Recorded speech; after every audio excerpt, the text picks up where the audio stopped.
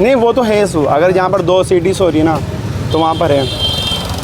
और ये भी है कि आई डोंट नो जो 30 के बाद का एग्ज़ाम होगा वो कब होगा, ये तो फिक्स ही नहीं है। बट ये है 30 से 14 के बीच में जो भी नहीं फिर जैसे 14 तारीख डाल रखे हैं इनका लास्ट शिफ्ट 14 तारीख है। दो बैच में हो गया, मतलब आज 2 शिफ्ट आज रहेंगी और 2 शिफ्ट नेक्स्ट टाइम। वो कब होगी ये कोई फिक्स नहीं। ये कोई फिक्स ही नहीं है। अगर एनटी के बाद एनटी का ट्रस्ट ही हट गया बच्चों ट्रस्ट हट गया। बिल्कुल ये है। सर आप क्या मानोगे, हमें 3 साल हो गए इस फील्ड में, मैं खुद क्वालिफाई हूँ बहुत हूँ। आप क्या मानोगे, मतलब अगर बच्चा आज तैयार है ना तो 2 दिन पहले सेंटर पे भी आ जाए तब भी ट्रस्ट नहीं करता कि हाँ ये ऐसा है। ऐसा हो जाएगा। हाँ। नहीं तो ये मेन प्रॉब्लम ये हो रही है ना कि इतनी कोई बड़ी संस्था है एनटीए, जेई एग्ज़ाम करवाता है, नीट करवाता है, बट एनटीए को लेके जो उसकी लापरवाही है ना वो बहुत ज़्यादा है। 30 को एग्ज़ाम है और एडमिट कार्ड आ रहा है 28 को सुबह 9 बजे। हाँ ये कितनी गलत चीज़ है। बच्चे परेशान हो हाँ 12 बजे आ रहा है, 12:30 बजे रिजर्वेशन नहीं मिलेगा, रिजर्वेशन नहीं मिलेगा। रिजर्वेशन नहीं मिलेगा, 8-9 बजे आ गए। रिजर्वेशन नहीं मिलेगा। अच्छा फिर आदमी पैसा 2 दिन में, जो गरीब लोग हैं वो तो पैसे भी तो इकट्ठे करेंगे, बैंक से 4 दिन पहले थोड़ी निकाल के लाएंगे।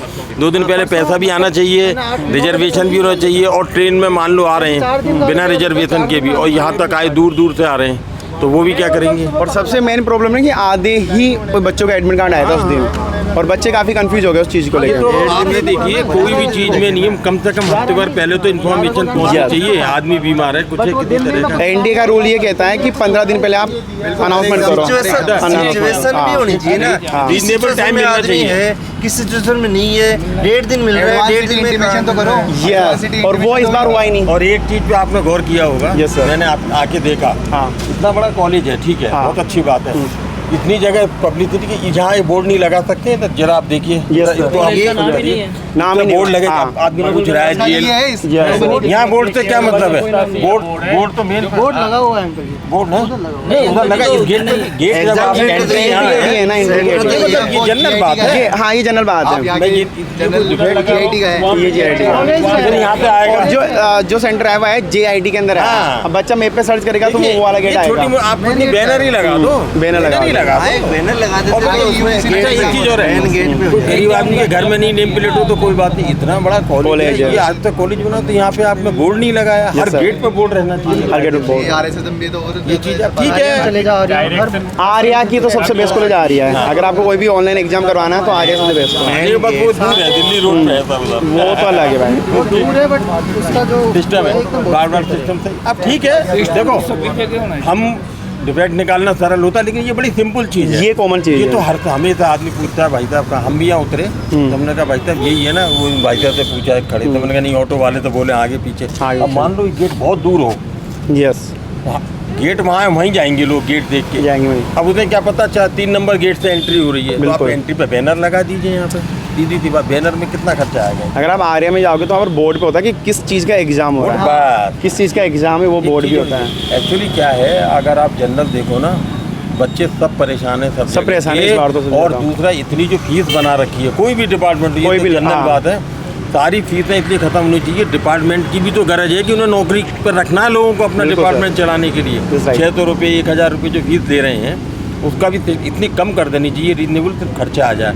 क्यों कि आज मान लो हमें नौकरी की ज़रूरत है, तो डिपार्टमेंट को भी नौकरी की ज़रूरत है। बैंक के भी 600 तो भरते हैं, हाँ, तो बैंक वाले भी इतने पैसा कमा रहे हैं, प्रॉफिट कमा रहे हैं, तो बच्चों से ही कमा रहे हैं। सिलेबस है वो भी सबका अलग अलग होता है। एनडीसी के लिए अलग सिलेबस लेके आओ, हाँ अब वो तो बैंक के देखो, लिए अब अलग लेंगे। सिलेबस को तो आप सिलेबस वो तो नहीं कर सकते कि आप सही कह रहे हो कहीं तक। फीस की सही लेकिन कह रहे हो फीस तो सबकी इतनी कम होनी चाहिए, बच्चे लोग आते हैं और अगर आप अभी देख रहे होंगे तो हर साल फीस इंक्रीज हो रही है इसमें। इंक्रीज हो रही है। एनटीए में इंक्रीज हो रही है। ई मित्र सेंटर चलाता हूँ, हमारा मेरे तो को ये है। पता है 1500 रुपए, 2000 रुपए, 2500 रुपए 2500 रुपए फीस। अच्छा, और एग्जाम फीस 2500। और जो फेल हो जाते हैं या तो फिर उनको वापस करो, आप किसी उसका के आधा 100 रुपये परसेंट। होते हैं, हाँ किसी के और जनरल वाले के 1000 रुपये होते हैं। तो स्टूडेंट के लिए तो सब देखो बराबर स्टूडेंट तो होते हैं। बेचारे जो भी हैं सबके सब बराबर वो है। तो या देखो फिर आप- देश की प्रॉब्लम है, तो क्या आरक्षण की तो हुआ, देश की लाखों प्रॉब्लम है। फार्म भरवा दिए, उनसे आपने कमाई कर ली, कहीं वो पे अर्निंग हो गई, ब्रेक अर्निंग हो गई उसका है। फिर ब्याज खाओगे बैठ के।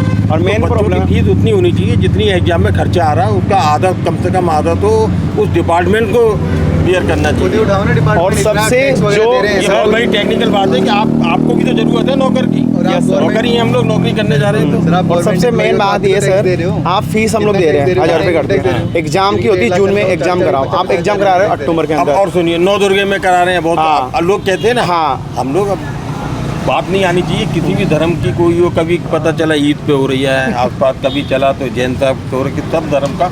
अब 9 दुर्गे चल रहे हैं, लोग व्रत भी रहते हैं बेचारे, कल से भागे होंगे बिना रिजर्वेशन के 2 दिन से क्या। और फैमिली है सबके साथ। आपका एग्जाम इतना जरूरी हो गया, साल भर तो तुम कर नहीं रहे हो, कोई गलतियां हो रही हैं, और आज इतना जरूरी हो गया कि इन्हीं दिन में गलतियां एग्जाम सर, गलतियां हुए जो आप लोग काउंट नहीं कर सकते। दशहरे के बाद करते थे। आराम ये से। बताऊं सर आपको मैं, एक बहुत बड़ा लेखन है जो मैंने यूजीसी नेट के चेयरमैन को भी ईमेल डाली थी मैंने, हाँ। कि जैसे आप जेआरएफ के लिए एलिजिबल हो, ठीक है, आफ्टर 30 या 32 आप जेआरएफ के लिए एलिजिबल नहीं हो फॉर जनरल कैटेगरी, हाँ, पर उसमें ऐसा है कि आप पीएचडी के लिए इनरोल कर देते हो तो आप जेआरएफ के लिए भी हो जाते हो जाते हो। तो फिर मैंने अपने खुद के लिए किया था, मैंने खुद का ही केस बना के, तो मैंने पूछा था उनसे, यूजीसी चेयरमैन को ही मैंने खुद ईमेल डाली थी, वहाँ से मेरे पास फ़ोन भी आया था यूजीसी से। तो उन्होंने ये बोला कि आप अगर इस डेट से पहले, इन्होंने नोटिस में तो कुछ नहीं डाला कि इस डेट से पहले अगर आपने पीएचडी में इनरोल हो जाते then you are also eligible for the JRF, जो कि 4 साल या 5 साल बढ़ जाती है डेट, मतलब 37 तक हो सकता है। तो ये चीज़ नोटिस में कहीं भी नहीं है। ये चीज़ मैंने पर्सनल अपनी परसुएंस की आपने वहाँ पे, पूछा है तो उनका बिल्कुल आंसर बिल्कुल जब आया, बिल्कुल। तो हाँ, मैंने भी ऑप्शन काफ़ी अपडेट नहीं है। बिल्कुल कोई ऑप्शन, मैं बोला सर या तो आप रेस्ट्रिक्ट करो फॉर्म में यस, कि that you are not fulfil the form for the JRF, या फिर उसको लिखो कि आप नोटिस में कि आप इतने डेट तक अगर आप पीएचडी में इनरोल हो जाते हो then you are eligible for the बच्चों को ये भी पता नहीं है कि जेआरएफ का के लिए। अमाउंट क्या है, हाँ, कैसे वो भी है। लेंगे, अप्लाई क्या करना तो फिर मेरे पास यूजीसी से खुद से फ़ोन आया था,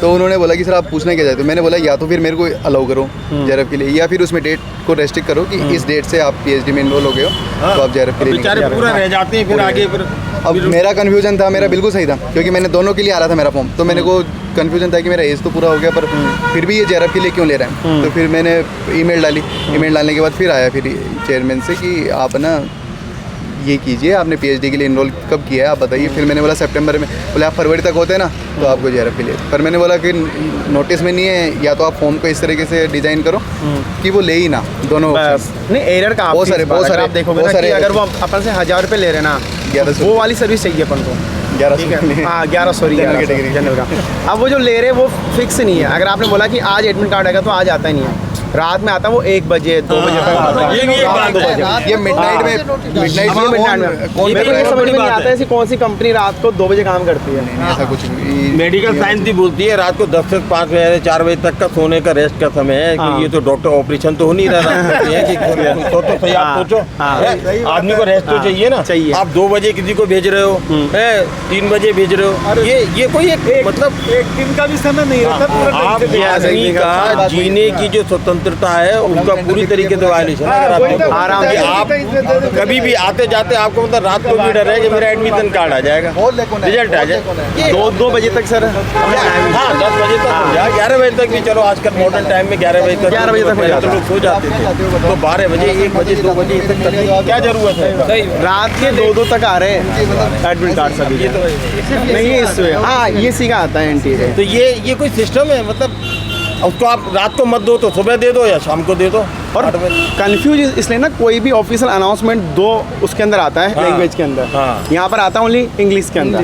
अब काफी हाँ ये बहुत बड़ी गलत चीज़, ये बहुत बड़ी गलती चीज़ है। मैं आपको बोलना हाँ। चाहूँगा, आप मेरी बात सुनो इसके बिल्कुल लिए। सर, भारत सरकार का गृह मंत्रालय के अंतर राजभाषा विभाग है हिंदी का, बिल्कुल सर। जिसका काम है ऑफिशियल लैंग्वेज इम्प्लीमेंटेशन डिपार्टमेंट। उसका काम है कि पूरे इंडिया में हिंदी का प्रचार इसलिए नहीं करे कि वो हिंदी वाली बात नहीं है, Yes. इसलिए करे कि भारत की राष्ट्रभाषा और राजभाषा जो है वो हिंदी है। हिंदी है। तो उसका ये नियम है कि सबसे पहले कोई भी चीज़ अगर आप लागू करोगे तो पहले तो हिंदी में करोगे, हिंदी में करोगे यस। फिर सेकंड अगर मान लो लोकल लैंग्वेज है तो पहले लोकल में करोगे, जैसे मान लो असम है या नागालैंड है तो वहाँ पहले local language, second language Hindi और थर्ड पे इंग्लिश। इंग्लिश ये नियम है। हाँ ऐसा है? नहीं नियम है। तो उसमें अब ठीक है, लेकिन लोकल का क्यों नहीं हो पाता है कि वो पर्टिकुलर जगह के लिए होता है। बिल्कुल। तो हिंदी पहली भाषा है और अंग्रेजी सेकंड नंबर पे, तो बाइलिंगुअल सिस्टम बोलते हैं इसको। यस। कोई भी चीज़ आपका सर्कुलर, गवर्नमेंट ऑर्डर, यहाँ तक कि भारत सरकार में भले ही वो अंग्रेजी बोलते हो, भारतीय गजट आता है तो वो बाइलिंगुअल होता है, और अदर रीजन्स में ट्राइलिंगुअल कहलाता है, सिस्टम है। तो बाइलिंगुअल में आपको हिंदी और इंग्लिश देना अनिवार्य है। अगर आप कोई सर्कुलर, प्रेस रिलीज या कोई चीज़ अगर बाइलिंगुअल नहीं देते हैं उस डिपार्टमेंट के अंदर, तो उस पर पूरे प्रावधान है कि इनके खिलाफ ये सब होना चाहिए। ये मैं इसलिए बता रहा हूँ, उस डिपार्टमेंट में जुड़ा रहा हूँ मैं।